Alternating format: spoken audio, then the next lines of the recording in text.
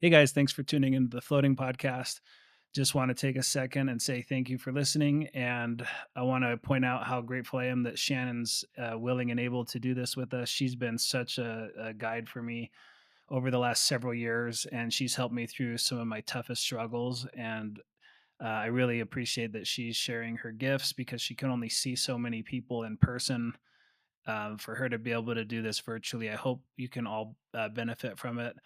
We talk a bit on this episode about some rough encounters we've had ourselves with different spiritual teachers that maybe weren't so spiritual after all, or maybe had a different agenda. We talk about the origin of suffering a little bit. We talk about this thing that is behind all the suffering and what it's called in different religions. Anyway, I hope you enjoy the episode. Let us know what you think. Give us feedback. In any event, appreciate you floating with us. Hope you enjoy.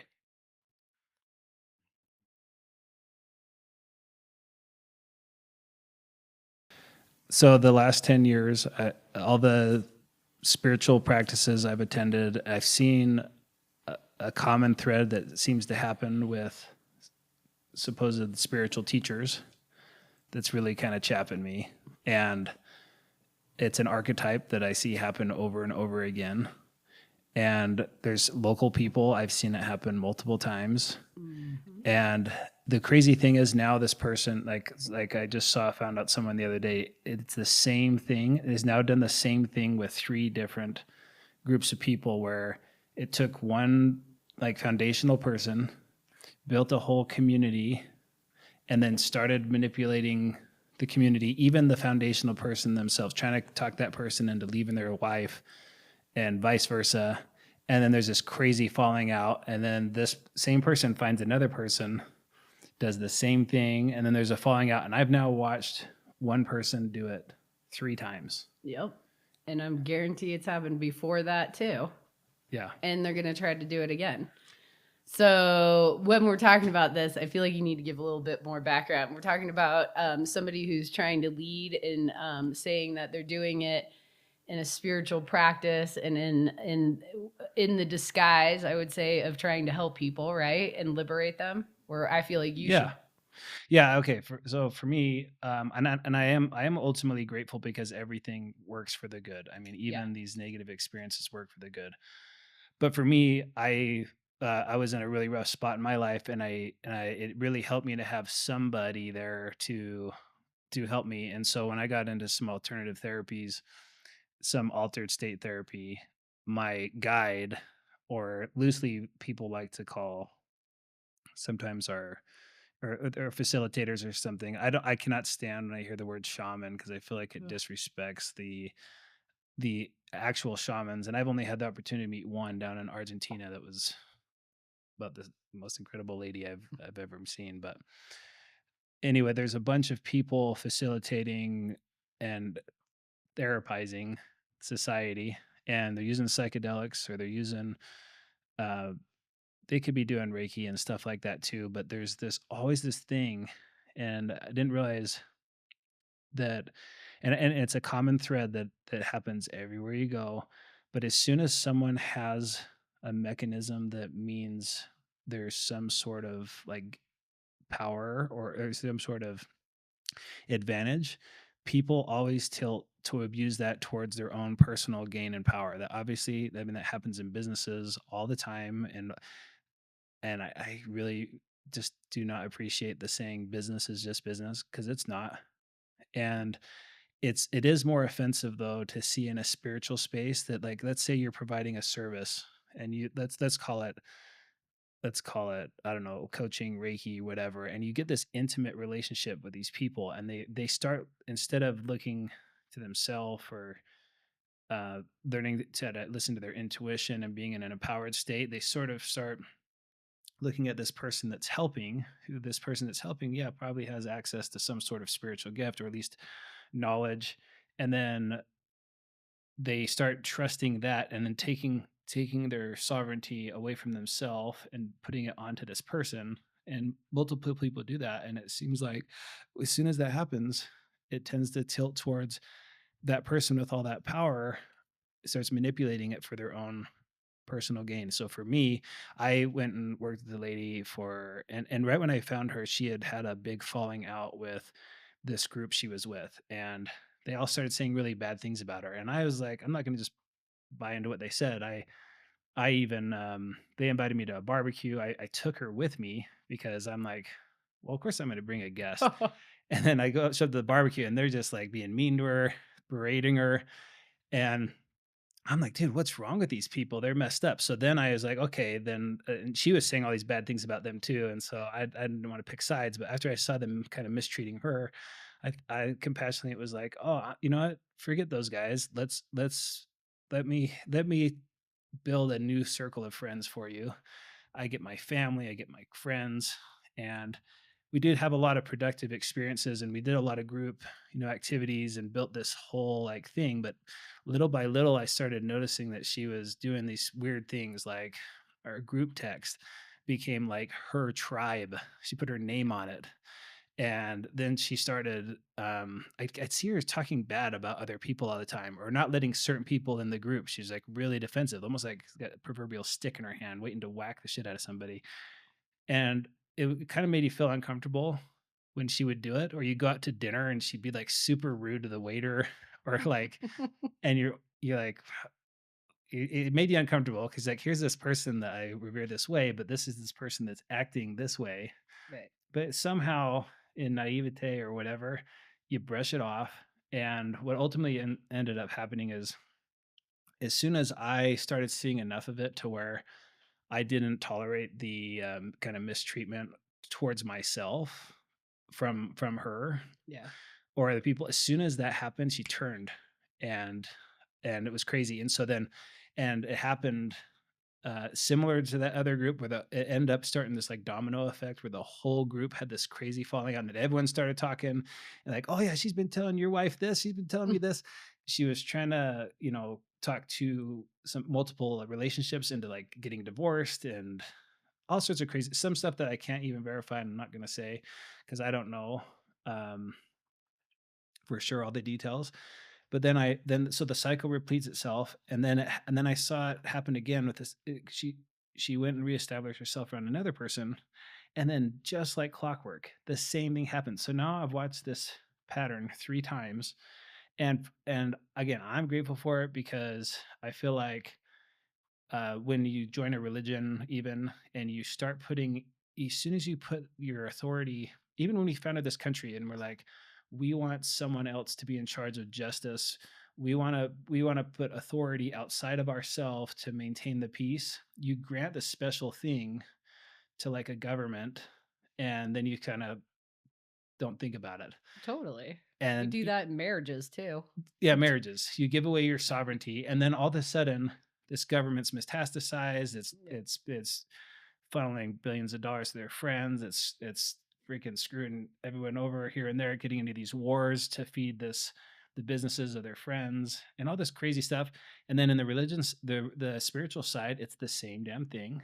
Yep. And so all that's done is like the ball shifted a little bit where it's kind of being trendy to get into spirituality, and people are, it's like a new business opportunity. It's kind of like, I don't like the tech bubble or something where people are rushing to like a certain type of industry, Yes. and now where people are running to the spiritual business industry, and there's a lot of, I would say, bad actors that That's you a ought good to way to be put aware of. it.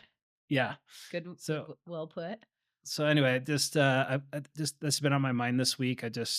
I'm watching the thing and I'm learning, and I get that everyone involved, it's part of their learning too. Yeah.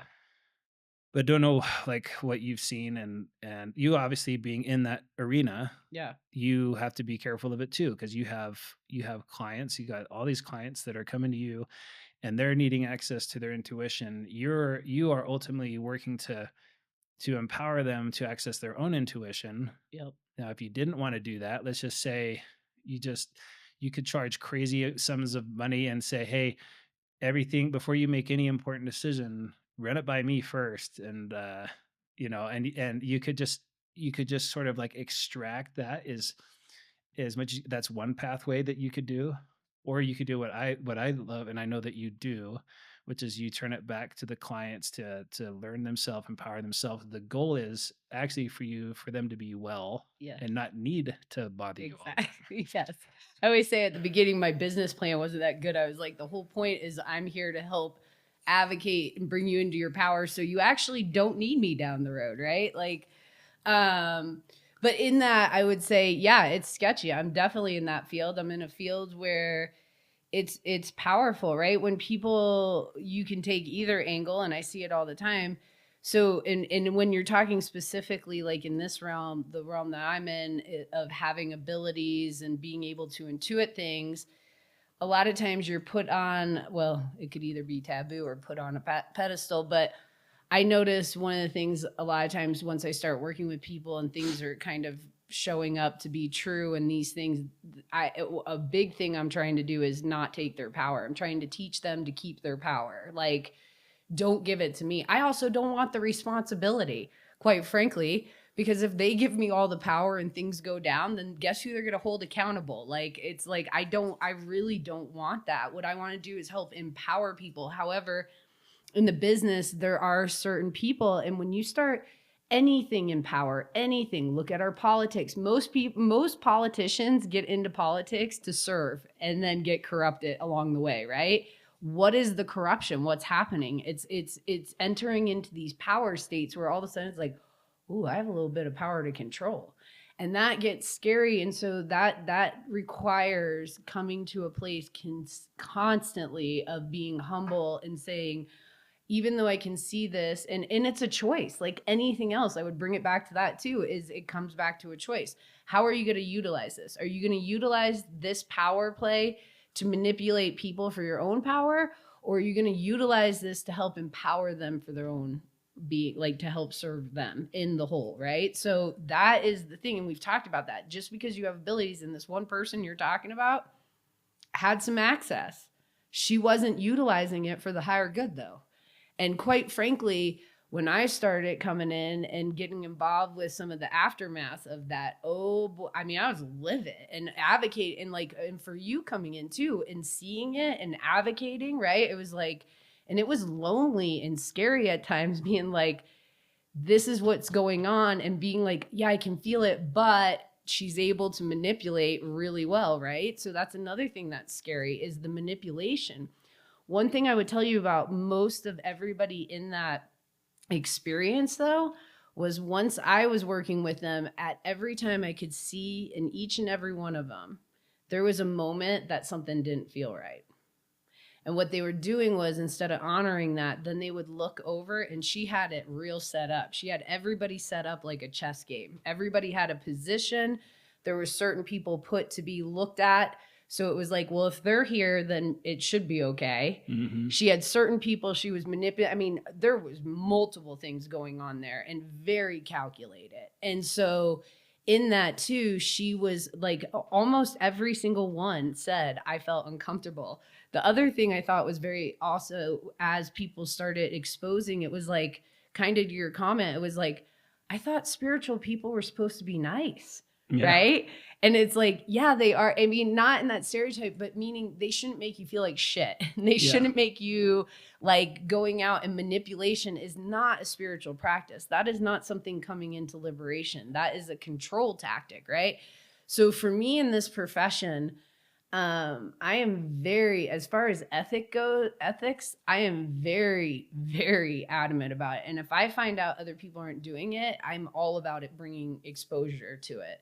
Because once you bring the light to say, this is what's going on, it's hard to hold into those dark spaces. But she, any of them, and you have to be careful. And I would say I've also seen people, whether it's in the spiritual practice, doing intuitive work, or even like religion, right? Like we see people of anybody of power, whether it's religion, therapy practices, at work, in positions, right? You get certain people in a position, and they come in and they're like, oh, now I'm going to utilize this to control everybody else.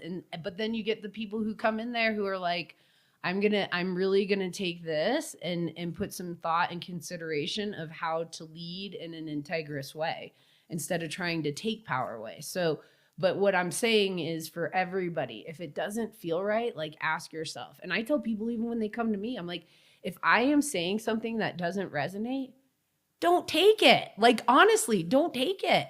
I'm just trying to do the best I can, and I'm trying to give the best interpretation of what I'm getting.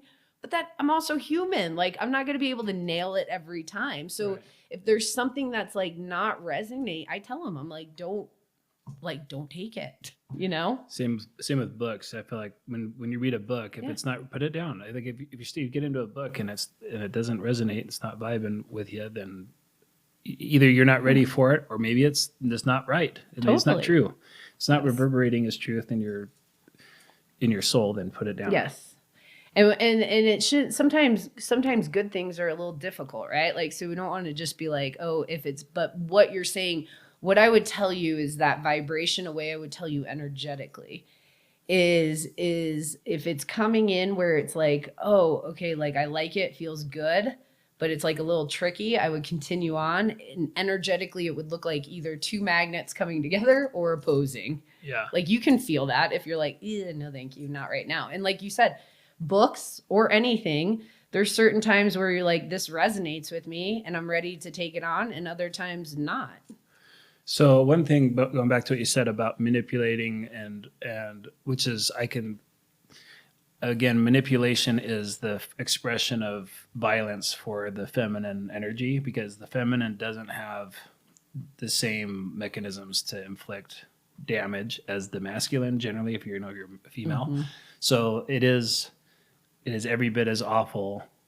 The weird thing is for like if someone coming from like the other side, it's just so foreign, and like you don't even know how to deal with it. And so there's times where, can you tell us, like, there's times where you feel certain people come to mind, certain in positive ways, and other ways negative ways. Out of the blue, you're just driving in your car and you feel this like almost haunting, like, what the hell is that? And so it comes to your mind, like you get and as you become more spiritually aware of feel, and is that, how much of that is that people doing it? I believe people obviously with abilities do it, I believe purposefully, and maybe even a lot of people do that subconsciously, directing ill will or ill thoughts towards somebody. Actually, I'm really glad you're bringing this up. So everything is energy, right? So everything. So ill will thoughts, even if you're not speaking it, like you're thinking it, you're putting it into the energetic field. It's out there. And so think about prayers, for instance, right? What are prayers?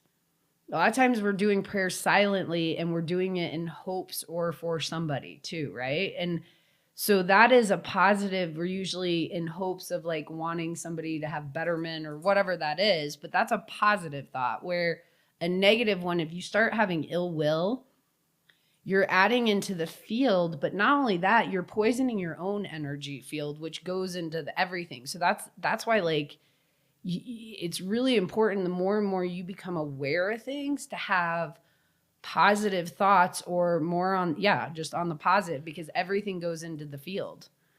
So in the same way, like a prayer is going to ideally positively affect somebody, and let's say someone's doing a curse, you call it a curse, or whatever the inverse of a prayer would be, negative energy directed at somebody, which is going through the field, and let's say you're receiving that. What do you do? How do you teach clients to sort of shield themselves against that?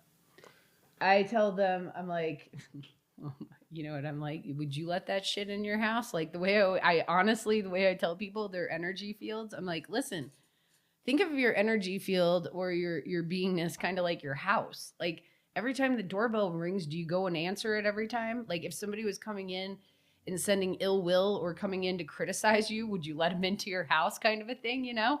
So start being aware of your energy fields.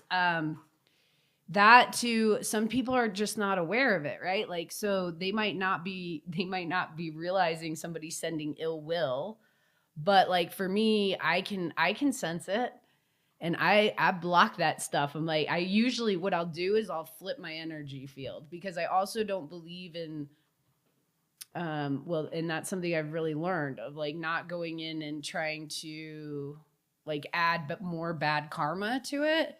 So like for me, a lot of what I'll do with energy fields that are negative, and I'm doing this even when I'm working with individuals all the time, is I'm neutralizing it. I'm shifting it. So part of like if I feel ill will coming to me, I literally just flip my field and I'll send it back. Like return to sender. I like that. So also, kids these days are talking about, hey, what's the mood? What's the vibe? I had this kid that was like 21-year-old say it at work the other day. I thought that's funny. You're even just using speak that's more energetic, and whether or not that's intentional, it's whatever in the mainstream. And then, so how does one? Then I could also see people saying, I'm just looking for someone that can match my vibe, you know, and maybe. Oftentimes I wonder if that's just misappropriating I mean, it is a thing, right? So you want to go to parties or you go to hang out with friends. You do want to pay attention to how you feel, and you do want to protect your vibe, and you do want to hang out with things that resonate. But then even there, here's like a spiritual concept that's good, and then it could even be misappropriated potentially, right? Yeah, totally. Because and that's where we would get into spiritual bypassing, right? Like only good vibes, only we don't take any of the negative vibes. I only vibe in good places. Well, that's called avoidance, folks. So you just like you want to be in good vibe. I think it is important to start paying attention to energies and like where certain groups match and stuff. So like for instance, like part of our floating group, like our tribe or whatever you want to call the group, like a lot of everybody has different perspectives and personalities, but what the commonality is, everybody's in this conscious state like where they're seeking more at these deeper levels, right? And so and not only that, most everybody in the group somehow has experienced like hardship and like coming into these positions. So it's like it's a place to be able to like be in commonality but also growth, because you don't want everybody vibing at the same, because what are you going to get out of it? You know what I mean? Like you want and so here's something maybe we should talk about. There's vibrations that we put off, and then like also frequencies. Okay, so like frequencies are more of the conscious fields, I would say. So like people's like viewpoints, but like I might have a low dense conscious level, but I might just be happy, and I might have like a really high conscious level and be happy. You know what I mean? So like I can vibrate either way, but like where is my lens coming from too? So you want to I would tell you like personally, one of the things like that literally in my female friend group, like the ones I've had for a while, all of them, I admire each and every one of them. And the way that I enter that group is I'm like, man, I don't even know why they want to hang out with me. These guys are way smarter than me. And like what I love about these women is they're always giving me growth. Like because of that, it's always like this growth in all these areas that is inspirational. So I intentionally do that. I don't want to go hang out and talk about drama and those kind of things. Sometimes I do, and then I'll put myself or whatever. But like for the most part, I'm also very intentional who I'm hanging out with, because also I'm very sensitive, and also I get like very overwhelmed. And I think for anybody, we don't have that much time. And instead of going into this like filling time and stuff, start paying attention. Like where are you really drawn to? Who are your people? Like what is it in there that resonates for you that you're wanting to keep showing up? You know what I mean? Is it because it's easier? Is it because you feel safe? Like what is it? Yeah, I think about it too, as you're talking about that. Ayn Rand wrote a book called The Virtue of Selfishness, and she talked about how, and she's a fascinating woman, by the way, like the kind of mother of libertarianism. But she said if a homeless person was begging you for money and you gave it to him, that was unethical. But if that person that was asking you for money was doing what they were doing everything they could to, get out of poverty, and they needed help, and then you give them money, that's a good exchange. Yes. And what they have to give you in exchange for your money is their virtue. So if you're in a group of, let's say, spiritually oriented people that are genuinely, it doesn't matter where everyone's at. You could have an alcoholic here, you could have a whatever. Yes. And as long as there's genuine virtue of wanting to improve, then I believe that's the only thing that's really required. Absolutely. Right. Like it totally. I love that. I love that. And then even now you're spinning me on this when you just said like when you see a homeless person too. One thing is like I was just gonna go into the suffering thing too. I don't know why. Yeah, we can talk suffering. So I just went to go U-turn and be like, another thing that we think we need to do is take people's suffering away. Right. Isn't that weird? Yeah. So.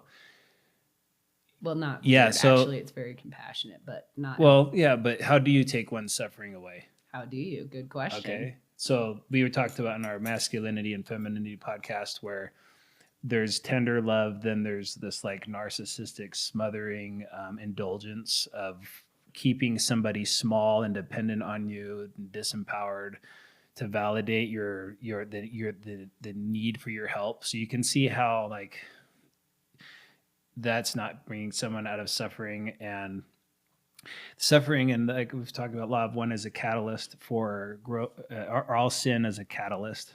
So anytime you sin, it's a catalyst for growth. Now, if one doesn't experience sin, this is even the thing I have an issue with about. We were talking about dance. Is it really dancing if you're just following the choreography or whatever, like specifically? So like in a spiritual, like say in religion, you could be the stalwart every damn thing, and at the end of it, you're like, I'm doing everything that I'm supposed to be doing, but you're not really consciously doing it. You're not consciously aware of it. That's what the Pharisees were. They were like staunch on that. So how do you, so the suffering that will happen, I would say, I don't know, at least my experience has been that if you do the Pharisee route, that suffering's still going to make its way to your corner. And you might not want to see it, but I mean, there's a lot of people that are super religious, but they don't seem genuinely happy. Oh, because they're suffering. They're suffering in like a crazy amount. Yes. And like a really, really unhealthy, just they don't even have the type of relationship with their spouse where they can talk about taboo things because it's so, it's unholy. Trying to uphold this like these expectations and facade, which is so hard. I just had a new client come in the other day, and her and her husband talking about this, like the suffering and not wanting, and then feeling. So basically, both of them were part of the LDS Church, which is real prominent here in Utah, and he had for years been wanting to leave and never said anything to her, and then like all of a sudden, right? And so it's created all this turmoil, and part of why he didn't want to say anything was because he didn't like want to upset her either, right? But then he's suffering and not speaking his truth, and now it's created suffering. And so it's hard, and like especially when you see it in religion, especially at a place where it's like, one thing I would say is like, I feel like, and I think Father Richard Rohr says this all the time, like Jesus wasn't coming down here for like an evacuation plan. It's a transformation. It's learning. And one thing when we talk about suffering, I honestly don't know that you can grow without the suffering aspect. I really believe it's the doorway into expansion.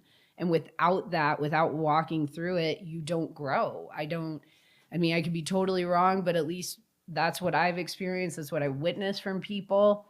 And so part of it in the work in my office is what I'm trying to teach people is how to integrate suffering, how to take suffering and turn it into a thing that is a positive, that's not taking separation and bringing back into wholeness. But it's scary. It's like most people try to avoid it, but while they're avoiding it, they're suffering. Yeah. So people do suffer from ignorance. Ignorance isn't bliss. Ignorance just means that you're not conscious of why you're suffering, but you're still suffering. Right. And then there's another guy, I can't remember his name, I'll put it on here, but the only sin is ignorance. Because if you knew better, like knew on the spiritually knowing, you wouldn't choose sin because you know that it's not in alignment with your will. All suffering comes from separation is what we learn in like any of the great works. And that separated version of ourselves, so everyone knows what that means, is God cannot suffer. In fact, Course in Miracles, the book says, nothing unreal can be threatened, nothing unreal exists, and that's the whole book. But then it goes on forever. The other thing they say, I got a quote I wrote down from Course in Miracles, says, "This is a course in miracles. It is a required course. Only the time you take it is voluntary. Free will does not mean that you can establish the curriculum. It means only that you can elect what you want to take at a given time." Ooh, that is good. That's powerful. That is. So we're going to have to confront these illusions of limitation, this illusion of separation. Mhm. We are all in a separated state, and there are two pathways of doing it. The mind focuses on that. The mind is just more logical about it and looks for it, by observation and contemplative meditation. The pathway of the heart is the feel. And so even if you're not like super aware of like, Your grandpa's here. even if you're not super aware of reading lots of books and stuff. Is he for real? He has been all that. Oh my gosh. Anyways, go on. Sorry. Well, even if you're not super aware of the books and things like that, if you go off of the feel thing, you're experiencing the pathway of the heart, and you're navigating yourself. You're transmuting separation without even knowing consciously what it was. Like if you're allowing yourself to experience and feel the feeling and transmute it, you're putting yourself closer to one. Yes. And it's interesting because too, think about it, anybody out there, a lot of the suffering too is also the avoid, it's like uncomfortable. So it's too energetically speaking, what I find with suffering is it's like this hard walk in there. It's tense. It's like, oh, it's painful. But as you kind of surrender to it, and not try to fight it. And I would say one thing I have witnessed with myself doing this and witnessing this with some of my clients, man, I have some clients I am so proud of right now, just watching them go through this, meaning it's not easy. And every time we're kind of undoing something, we're going through this suffering process, right? What I would say is like it turns into this process of where you kind of avoid it because you're like, nobody wants to walk through the fire, right? But when you start understanding that walking through it is this refining process, which again takes, what you're doing when you do it is you're literally like burning off these burdens you've been carrying or these old belief systems. So usually when I see people going through it and come out the other side, it's lit, they're having moments of liberation. It's like the sun comes out. I had another couple that I have worked with for a couple of years that I love them both dearly, and both individually and together have been going through some really hard things. And I would tell you this as being their witness, like it started we're in March now. It started like in October, and watching it, like I couldn't take it away from them. I also knew that it was coming through because they both have made conscious choices to liberate. And so this is part of the pathway. It's even coming in more so to refine and liberate out of it. And while they were walking through it, I just kept being like, guys, it is so uncomfortable in here. It really is. But if you keep continuing going forward, the relief you are going to have at the end is worth everything you just experienced. And so what I would say is a lot of the sufferings, what I see are like little, sometimes you have mini dark nights of the soul. Sometimes they last for a couple months. Sometimes they could be a couple years. And they're all a process of like refining and coming into wholeness, really. Yeah. So if you don't, no matter what, you're going to suffer as long as you are Human. And Do you know anybody who hasn't? No.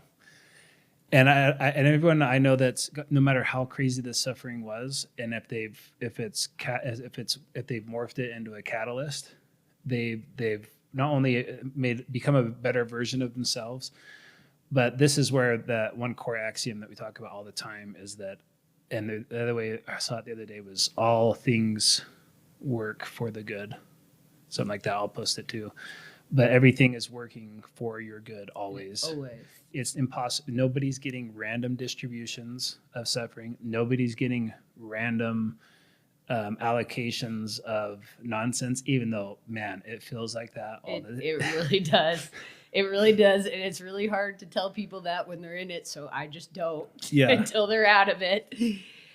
Because they don't want to hear it because they're in it. And that's another thing is, I would say being in my position of what I'm doing, I'm here to advocate for them and hold a space, but also just being support as an encouragement to be like, you keep going. I promise, just keep going. So there's a quote from St. Augustine, or it's attributed to St. Augustine. You probably heard it before. Blessed is he who is humble without being compelled to humility. Mm. And so I feel like life is always giving you gentle, like, hey, yo. Yeah, here's a backhand. And then you get the shit whacked out of you. And that happened to me. And it took me years to like transmute that whole thing. I feel like you're getting better though. Yeah, I'm getting better. Well, but it is almost like once it finally it dawned on me that I started seeing what it was, then or some of these things, all of the torment, I was transmuted into like, man, I know I needed the shit kicked out. Like I know I needed that. Thank you, God. Yes. Sorry I didn't listen earlier. That was how I felt. Once you experience like the awareness that you are creating your everything that you've experienced, you created. It is your karmic winding. It maybe even not in from this life. There's just like this knowingness that people have once they've gone from like feeling like a victim or feeling like life's taking a shit on them to, oh my gosh, I feel finally empowered. I feel liberated. Man, why did I have to be such like a dunce? And I sometimes I wonder if really any of us are any better than the other at like, because this has been going on. This is lifetimes of who knows how many lifetimes one has spent in like a certain type of like pattern. Yeah. Like we're talking about the very beginning of this pattern of like being taken advantage of and taking advantage of other people. And then the karma of like a spiritual a business person. By the way, there's no difference between business and like your personal life because it's still people. Mm-hmm. So like you can't be unethical with someone in the spirit of business, and then it's like you might as well be hosing over your neighbor. Yeah. And then I do feel like the spiritual domain though, because of the virtue that you are, there's sort of a difference in taking advantage of one's labor or like, like they're it's still awful, but there's a difference between taking advantage of one's money or labor or energy in that way, and then one's like intent to become closer to God and to wiggle your way in there and then maladapt it. Well, that's very separated. Yeah. Like just because I think God made all the people that are at home and at work, right? Like, so isn't it? But I'm just reflecting back to you, like to that same point. But it is interesting how people, one thing when I came out here and was working, sometimes they'd be like, I have to look out for my family. And I'd be like, oh, I'm about to get screwed. Like where in certain things where like the mentality was like, I can separate business and be cutthroat in there. But it's like, we're all souls at the end of the day. Yeah. Like why, and starting to look into that perspective too of like everybody, I don't know why this made me think of it. Sometimes like when I'm driving, I spend a lot of time looking at people or whatever, but sometimes I'll just look at people and I'm like, you're somebody's child. Mm-hmm. Somebody loved you. Like, and I'll do that and I have to do it more with like more egotistical people for myself because those are the ones I have a harder time with. And so I'll look over and I'm like, you are just slimy and dressed in all this dripping thing, but like somebody loved you. Like there's a soul in there and there really is. But like if we go in and we separate, anytime we're separating again, it's going to come back to bite you because you're connected to the whole.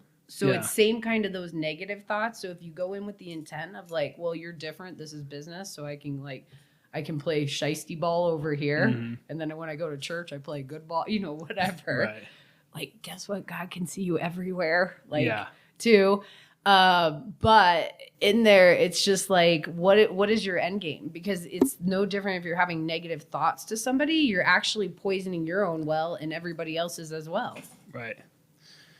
So the one thing worth pointing out is when I got into all this stuff, and I made a list actually of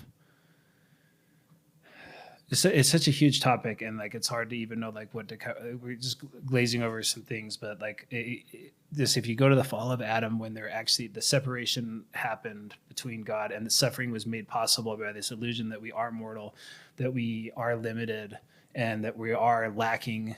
Then you got this whole spiral that we have before us right now, where we're now working through it to transcend it from the heart. We're working through it by experiencing the emotion and allowing that to reorient us and transmuting it. We're allowing it through the mind of identifying the ego and avoiding it, not avoiding, but recognizing it at work and altering our approach to it. So they're doing all these different modalities, but when you talk, even the separateness that exists in religions is probably the one I'm most interested in, because I've looked at Buddhism, a little bit of everything, and not only does everything generally teach the same core principles of love and like for example, well, let me tell you this, and then I'll tell you something else that's kind of crazy about the evolution of consciousness. But in psychology, Jung called it the shadow, Freud called it the id, general psychology calls it the dark side, inner demons, unconscious mind. In religion, these are names for this small self. So there's self, capital S, self, lowercase s, this ego self. Buddhism calls it the ego, or false self. Hinduism calls it the Kara, or Maya. Christianity calls it sinful nature, the flesh, old Adam. Islam calls it nafs, or lower self. Judaism, Yetzer Hara. Taoism, ego. Mormonism, natural man. Shamanism, shadow self. Native American, the trickster. New Age spirituality, lower self. Untethered soul, the roommate. I mean, you go anywhere. And so if you start looking for this thing, like everybody's got one. Everyone's fighting this little animal nature that exists in all of us. Yeah. And it's expressing itself at different vibration, but it's uniformly present in every religious teaching. Mm-hmm. Along with the way out is uniformly present. You'll see some are typically more like pathway of the mind, some are typically more pathway of the heart, or some are both. But they're all pointing at the exact same thing, which we'll have to come up with a list of words for like wholeness, but like oneness, unity. Ooh, look who has homework. Homework. I'll give you a synonym. That's like you always say. I mean, they all are pointing to this one thing, and that in there. So all of our suffering, back to our original point, comes from this one thing. Yeah, this son of a bitch. Yes, and it's being, it's just tormenting humanity, and you don't get to change the curriculum. You have to confront it at some point in your life. And the reason why suffering is good is the suffering that I'd say there's the rock bottom suffering that's probably the best one, because whatever it is that actually gets you to bottom out and decide, okay, I'm going to orient towards being a more loving and alignment expression of myself. And the reason why is you want to suffer less. Then you're going to be super grateful for that suffering. The other suffering that happens is sort of annoying, but it's still good because it can only possibly occur if there's something that's out of alignment, right? Totally. Actually, today I had a little bit of suffering, and also starting to be aware of it, right? Like, because this is what we talk about. I practice. We're in these conscious states where we're practicing a lot. So this morning, like last night, I didn't realize the girls didn't have school today. So it was like kind of scrambling. They ended up doing a sleepover. I'm like, oh, this is going to be so nice to sleep in. I totally forget I have an appointment today. I'm like, okay, I'm trying to run. I'm trying to do all these things. And what it was I was not centered because I'm trying to do this and that and get in there. Anyways, and so I'm late and I'm already like, I'm fired up. So part of my thing that I'm very much having to work on is like frustration, anger, patience, all the things. So I come blazing around being like, well, I'm late, but I can make it up in about 2 minutes going 100. And I come around the corner and I live in Park City, Utah. And guess what? It's a ski day. So I hit the highway. It was backed up all the way to my exit, but like I didn't realize it till I got in. So what normally would take me 6 minutes to get there took me 36 minutes this morning. And I was just fuming because I cannot stand idling. For me is really hard. And instantly I was like, so literally for me, I went into suffering big time. Like, how silly is that? I'm sitting in my car in traffic and I'm suffering. The house wasn't on fire. The kids were okay. Like, there was nothing major, but I was literally like, I felt like I had a tight jacket on me. And I instantly was like, huh. And then when I realized I can't move, I kind of looked up and did my like half smile, like, I got it, lesson time. And so what it did was I was instantly like, I'm going to create my own suffering. What was creating the suffering was my mind telling me that I needed to be somewhere and I couldn't get there, right? So what could I change about that situation? Now, I did think I could get in the bus lane and I could hijack it over there, but then I'm risking getting in trouble and then I'd feel bad about it or whatever. So then I'm like, okay, there's not much I can do, so I'm going to surrender to this suffering right now. And what I ended up doing was, as soon as I let go and was like, I'm not going to fight it, I'm going to sit here, I was like, well, now I have an opportunity to listen to the things I want to listen to that I never have time to. So I'm just going to take this as an opportunity. But the old me would have suffered the entire way there, and it would have created my entire day into suffering because I would have been so tense into it. But like, how beautiful to be like, shifting the perception. And where I had to shift the suffering was up here. Mm-hmm. I had to shift it in which we've talked about, like part of the practice that I'm doing all the time in the office is I base everything off of kenosis, letting go, and metanoia, which is shifting and transformation of the mind. So in there, I'm very aware of those two practices. So it was like, let go of the suffering, come into this space and shift your perception. Now you're in a loving awareness, which was totally different. Yeah. I just want to say how that suffering, what me in the car though, contributes to the whole. So then I'm all pissy. So then I'm driving like a jerk. So then what if I cut somebody off and then they're in a bad mood? Mm-hmm. See the ripple effect? Yeah. But then when I was sitting there and then it was awkward, like where I'm sitting with all these people, then I kept turning and smiling. And so then I was giving back to the whole. So I just was trying to watch the movie the other day with Russell Crowe, who's gotten super chubby, by the way, but it's called Unhinged. And he's in this road raging movie where some lady is having a bad day. Same thing you just described. She lays on the horn because he doesn't go at a green light. He pulls up next to her, asks for an apology. She doesn't give it to him. Anyway, he ends up stalking her, and it gets so violent and bloody, I just had to turn it off. I asked like ChatGPT how it ended because I want to know what happened. But now I'm thinking on the road instead of road raging. Like the other day, there's this slow car in the left lane. It's this old like Oldsmobile brown car. I go past it. It's literally an old man on his flip phone. No joke. Oh geez. I don't even know how the guy's like on his flip phone, barely sitting over steering wheel. And then like the same day, I'm trying to get somewhere, and same thing. Guy was at a light, didn't turn.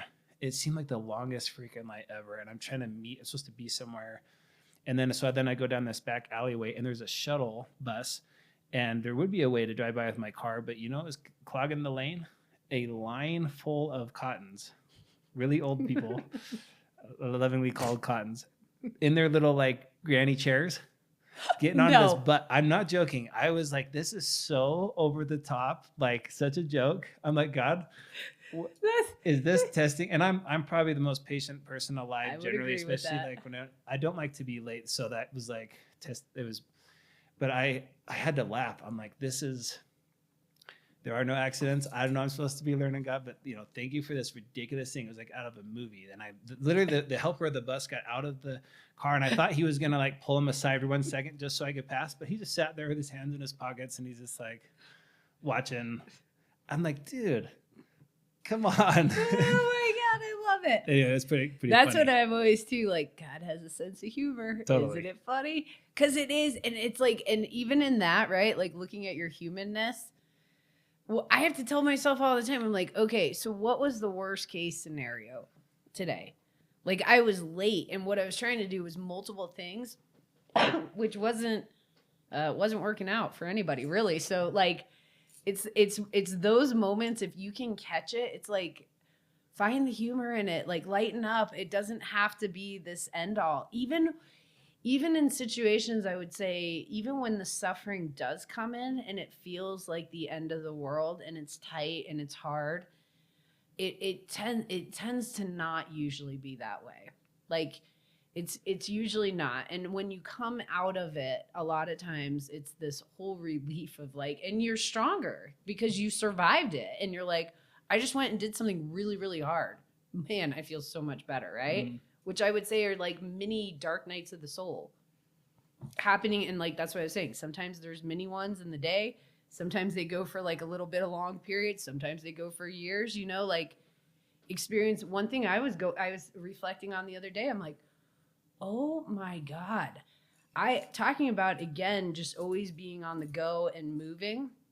But the other day I had like a moment of reflection. I was like, the last 3 years have been a lot of changes and a lot coming through. And there has been a lot of suffering. I would say like a lot of suffering in the sense of the last 3 years and a process of like coming into a new state of consciousness and like a new chapter in life. And one of those things, like I was reflecting back, I'm like, well, I sure really don't want to go back and experience that again. It was exhausting. However, I can sit here in a way that there was no way. I didn't even know if I could do some of the things I could do now, like, and what's cool about it is I can sit within my own being and being like, man, I think I can trust myself, like to do hard things and show up. And like, that feels good at times where I really didn't think I was going to survive or get through whatever that moment was, to be able to sit there and go, I did. And I'm okay. And I'm better for it. And not only that, I'm going to utilize that experience to help other people when they're through it. Just to be like, hey, guess what? It's okay. I will cheerlead. Like, you're not alone, but like, you got this. You can keep going. You can keep going. Because that's really what we just need too, is people just to say, you got this. Yeah. Because a lot of times they can't take the suffering away. Yeah. Yeah. And it's your catalyst. So the whole idea of people think about meditation or they think about spirituality as going off in the woods, withdrawing from the world entirely, much like the Buddha did, which again, my critique of Buddhism, the pathway of negation, also they call it, is when you're sort of denying that the world even exists at all. And it does ultimately led to the same place, but the being in the world but not of the world is contemplative meditation, where you're sort of aware of how you feel authentically, the whole like vibe thing. You start paying attention to how things resonate or not with you, and then why. And then when things happen to you that you do not appreciate, it has to be because there are no accidents. It could be, and honestly, it could be just accepting that it was your karmic winding. Maybe there's not even anything you're doing actively, but you can at least accept that. But in most cases, it's something that you're attracting. Like I had a buddy that married.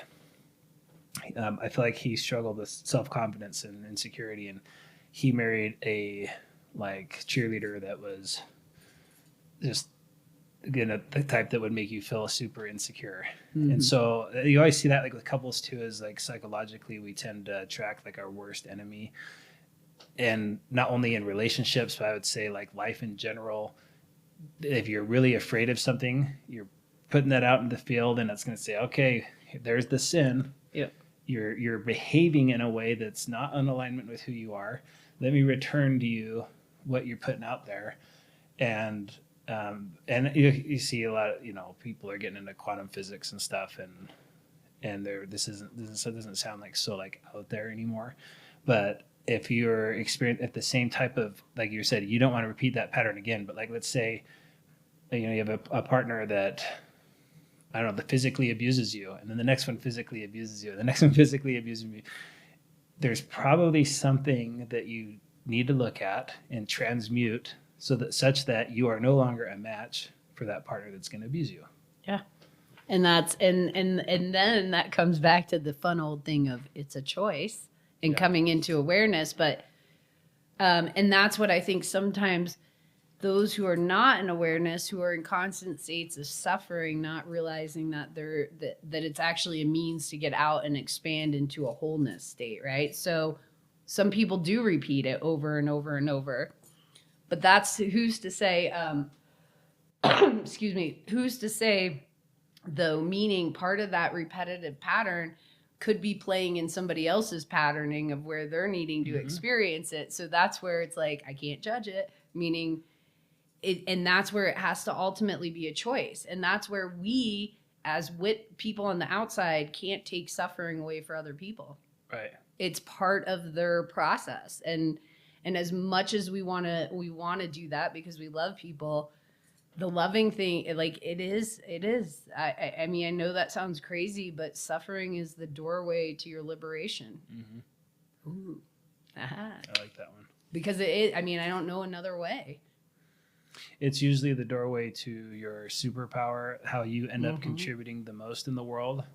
Even if it's not like professionally through your job, which sometimes it is. But like, I mean, think about it. Almost every therapist, I bet you anything, is because they needed freaking therapy. Well, yeah, I was just going to say, like, even when you use that example of like, let's say you keep getting in an abusive relationship over and over and you finally get through that, you suffer, you start to see the awareness, you expand outward that, and who knows, maybe because of your suffering, and this is what I think is so beautiful. I mean, you look at that and you're like, oh my gosh, well, I experienced that. I don't want anybody else to have to go through that alone. So like, let me go and advocate for those who are in abusive relationships or something, right? Like, which is a beautiful way to come into a healing process too.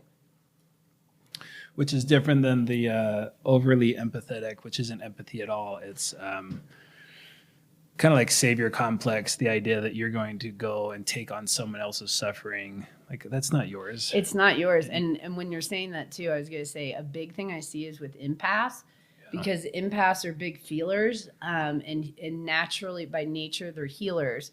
So one big thing that I try teaching empaths all the time is they'll come in and anybody who's going through a hard time, they're just like drawn to, and then they'll take it on as their responsibility to fix it.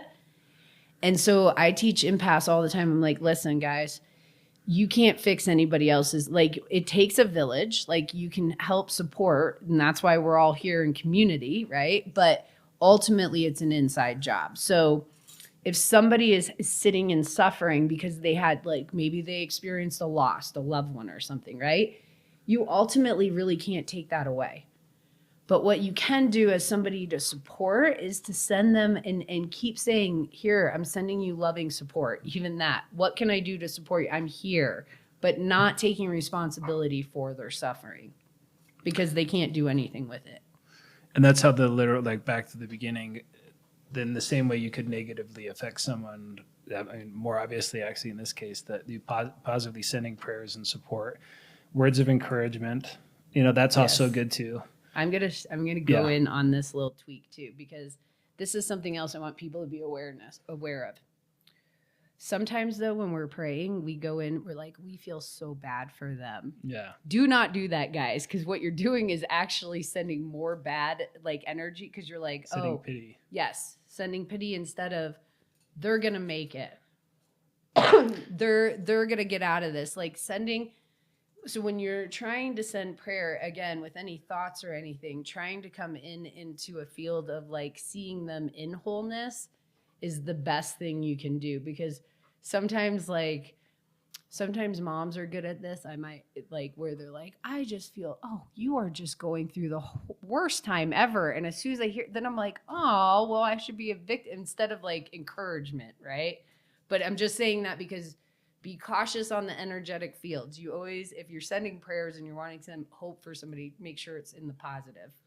Yes, because you're not magnifying their negative situation. Like, oh, poor them. They're in this really horrible marriage, and like keep thinking about it, because that's actually sending not good positive energy. Yeah. So yeah, and again, I know we kind of glazed through this stuff pretty relatively fast. These are like crazy huge concepts if you go into the fall of Adam. But the whole point I wanted to point out about the many things that's called the shadow or the ego is that we are all suffering from this one common thing. And again, the theme of the podcast and what we want to do, and as we have guests and stuff in the future, is just continue to get every bit of information, approach, technique, sometimes hear stories of to help people, because although we all are infinitely unique and infinitely unique scenarios, there actually are these common things that we fear. It's usually something like judgment of other people, losing relationships, betrayal, and we will get into it on our next episode. I think one of the tools that I've appreciated is the Enneagram. Oh yes, so we have to go I think we should probably get into that a little bit as an instrument to help identify the shadow. Yeah. And we can, just share some experiences how we uncovered, those kind of things too. But yeah, great, cool. Yeah, let's do that one. Yeah.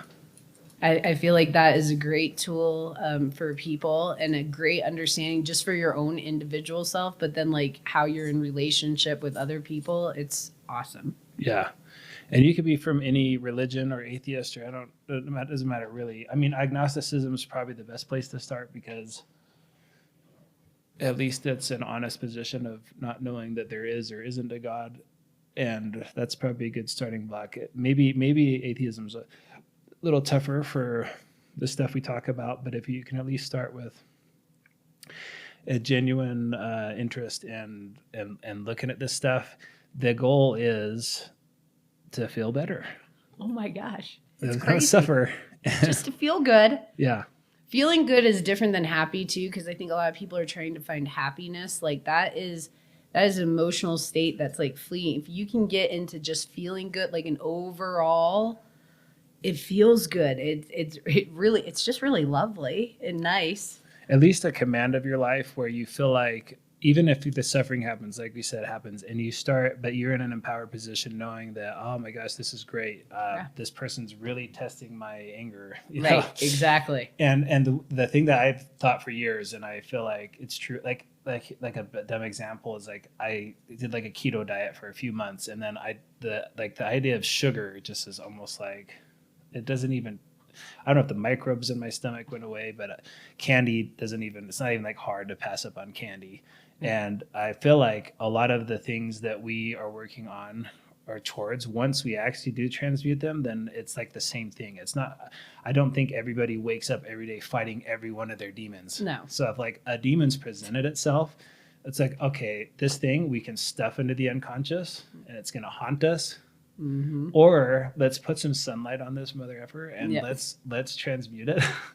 Because it's creating absolute hell on earth for us. But it literally is. But I'm also laughing because when you said that, it's like literally like when I'm working, because I can see everything in my mind's eye, like energetically. That's what it looks like. And I tell it, I'm like, we just got to put light on it. Like it's in the dark. Just put some light on that bad boy. As soon as you don't have to do so much. Yeah. But just lighten up. Yeah. So if you got the courage to do it, the courage to look at it, courage to talk about it, and then some of the tools, and then the community, and that's again what we're building here, is just a place people can have like a supporting cast to help them, feel like other people are everyone's going through the same stuff, just not everyone talks about it, but we will talk about it here. Yes. So. Yeah. Just come float and we'll talk. Yeah, but I do feel like we should talk about Enneagram next time. That feels like a fun one. Or if anybody's got questions or anything they want to talk about, send it in. All right. Thanks for floating. Thanks for floating. See ya.